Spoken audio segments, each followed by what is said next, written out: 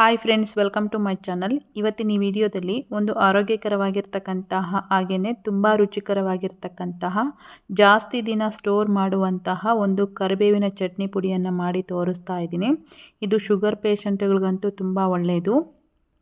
ನಾನಿಲ್ಲಿ ಈ ಚಟ್ನಿ ಪುಡಿ ಮಾಡೋದಕ್ಕೆ ಒಂದು ಸಣ್ಣ ಬೌಲಲ್ಲಿ ಫ್ರೆಶ್ ಕರಿಬೇವಿನ ಎಲೆಯನ್ನು ತೊಗೊಂಡಿದ್ದೀನಿ. ಹಾಗೆಯೇ ಒಂದು ಸಣ್ಣ ಬೌಲಲ್ಲಿ ತೆಂಗಿನಕಾಯಿ ತುರಿ, 2 ಸ್ಪೂನಷ್ಟು ಕಡಲೆಬೇಳೆ, 1 ಸ್ಪೂನಷ್ಟು ಉದ್ದಿನಬೇಳೆ, ಒಂದು ಸಣ್ಣ ಬೌಲಲ್ಲಿ ಶೇಂಗಾ, ಹಾಗೆಯೇ ಸ್ವಲ್ಪ ಬೆಳ್ಳುಳ್ಳಿ, ಒಂದು 15 ಬ್ಯಾಡಗಿ ಮೆಣಸಿನ್ಕಾಯಿ, ಒಂದು 4ರಿಂದ 5 ಗುಂಟೂರು ಮೆಣಸಿನ್ಕಾಯಿ, ಒಂದು ನಿಂಬೆ ಹಣ್ಣಿನ ಗಾತ್ರದಷ್ಟು ಹುಣಸೆ ಹಣ್ಣು, ಇಷ್ಟನ್ನು ತೊಗೊಂಡಿದ್ದೀನಿ. ಈಗ ಆಲ್ರೆಡಿ ನಾನು ಒಲೆ ಮೇಲೆ ಒಂದು ನಾನ್ ಸ್ಟಿಕ್ ತವಾನ ಬಿಸಿ ಆಗೋದಕ್ಕೆ ಇಟ್ಟಿದ್ದೆ. ಅದು ಬಿಸಿ ಆದಮೇಲೆ ಈ ಕರಿಬೇವಿನ ಎಲೆನ ಇದರಲ್ಲಿ ಹಾಕ್ಬಿಟ್ಟು ಫ್ರೈ ಮಾಡ್ತಾ ಇದ್ದೀನಿ. ಇಲ್ಲಿ ಈ ಕರಿಬೇವು ಮುಟ್ಟಿದರೆ ಈ ರೀತಿ ಪುಡಿ ಪುಡಿ ಆಗಬೇಕು, ಅಲ್ಲಿವರೆಗೂ ನಾವು ಇದನ್ನು ಫ್ರೈ ಮಾಡ್ಕೋಬೇಕಾಗುತ್ತೆ ನೋಡಿ. ಈಗ ಅದೇ ತವಾದಲ್ಲಿ ಉದ್ದಿನಬೇಳೆ ಮತ್ತು ಕಡಲೆಬೇಳೆ ಏನು ತೊಗೊಂಡಿದ್ನಲ್ವ ಅದನ್ನು ಸಮೇತ ಇದರಲ್ಲಿ ಹಾಕ್ಬಿಟ್ಟು ಸಣ್ಣ ಉರಿಲಿ ನಾವು ಇದನ್ನು ಫ್ರೈ ಮಾಡ್ಕೋಬೇಕು. ಇದು ಸ್ವಲ್ಪ ಕಲರ್ ಚೇಂಜ್ ಆಗಬೇಕು, ಸ್ವಲ್ಪ ಕೆಂಪು ಬಣ್ಣ ಬರಬೇಕು, ಅಲ್ಲಿವರೆಗೂ ನಾವು ಇದನ್ನು ಫ್ರೈ ಮಾಡ್ಕೋಬೇಕು. ಇದನ್ನು ನಾವು ಫ್ರೈ ಮಾಡ್ಕೋತಾ ಇರಬೇಕಾದ್ರೆ ನಮಗೆ ಗೊತ್ತಾಗುತ್ತೆ ಅದು ಆಗಿದೆಯಾ ಇಲ್ವಾ ಅಂತಂದೇಳಿ. ನೋಡಿ, ಈ ಅಳತೆಗೆ ನಾವು ಅವನ್ನು ಫ್ರೈ ಮಾಡಿಕೊಂಡ್ರೆ ಸಾಕಾಗುತ್ತೆ. ಹಾಗೆಯೇ ಶೇಂಗಾ ಏನು ತೊಗೊಂಡಿದ್ನಲ್ವ ಅವನ್ನು ಸಮೇತ ಇದರಲ್ಲಿ ಹಾಕ್ಬಿಟ್ಟು ಈ ರೀತಿ ಫ್ರೈ ಮಾಡ್ತಾ ಇದ್ದೀನಿ. ಇವನ್ನು ನಾವು ಐ ಫ್ಲೇಮಲ್ಲೆಲ್ಲ ಇಟ್ಟು ಉರಿಯೋದು ಬೇಡ, ಸ್ವಲ್ಪ ಲೋ ಫ್ಲೇಮಲ್ಲಿ ನಿಧಾನಕ್ಕೆ ನಾವು ಈ ರೀತಿ ಹುರ್ಕೋಬೇಕಾಗತ್ತೆ. ಈ ಅಳತೆಗಾದರೆ ಸಾಕು ಶೇಂಗಾ.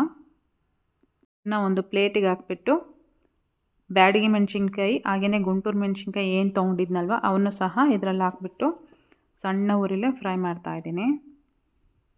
ತುಂಬ ಕಲರ್ ಚೇಂಜ್ ಆಗೋದೆಲ್ಲ ಏನು ಬೇಡ, ಕಪ್ಪಾಗಿಬಿಡುತ್ತೆ ಮೆಣಸಿನ್ಕಾಯಿ ಬಂದುಬಿಟ್ಟು, ಸ್ವಲ್ಪ ಕೆಂಪು ಬಣ್ಣದಲ್ಲೇ ಇರಬೇಕು, ಅಲ್ಲಿವರೆಗೂ ನಾವು ಇದನ್ನು ಫ್ರೈ ಮಾಡಿಕೊಂಡ್ರೆ ಸಾಕಾಗುತ್ತೆ. ಕೊನೆಯದಾಗಿ ನಾನು ಒಣಕೊಬ್ಬರಿ ಏನು ತೊಗೊಂಡಿದ್ನಲ್ವ ಅದನ್ನು ಸಮೇತ ಇದೇ ತವಾದಲ್ಲಿ ಹಾಕ್ಬಿಟ್ಟು ಫ್ರೈ ಮಾಡ್ತಾ ಇದ್ದೀನಿ. ಸ್ವಲ್ಪ ತವ ಜಾಸ್ತಿ ಹೀಟ್ ಆಗಿಬಿಟ್ಟಿತ್ತಲ್ವ, ಸ್ವಲ್ಪ ಬೇಗ ಕಪ್ಪಾಗ್ತಾ ಇದೆ. ಆದಷ್ಟು ಇದನ್ನು ಸ್ವಲ್ಪ ಬೇಗನೆ ಫ್ರೈ ಮಾಡ್ಕೋಬೇಕು.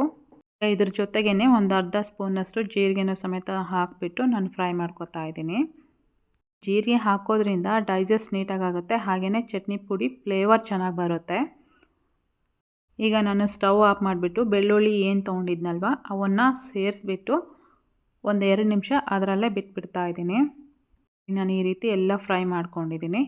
ಇವು ಸ್ವಲ್ಪ ತಣ್ಣಗಾಗೋದಕ್ಕೆ ಬಿಡಬೇಕು. ಒಂದು 10 ನಿಮಿಷ ಆದಮೇಲೆ ನಾವು ಇದನ್ನು ಒಂದು ಮಿಕ್ಸಿ ಜಾರಲ್ಲಿ ಹಾಕ್ಬಿಟ್ಟು ಪೌಡರ್ ಮಾಡಬೇಕಾಗತ್ತೆ.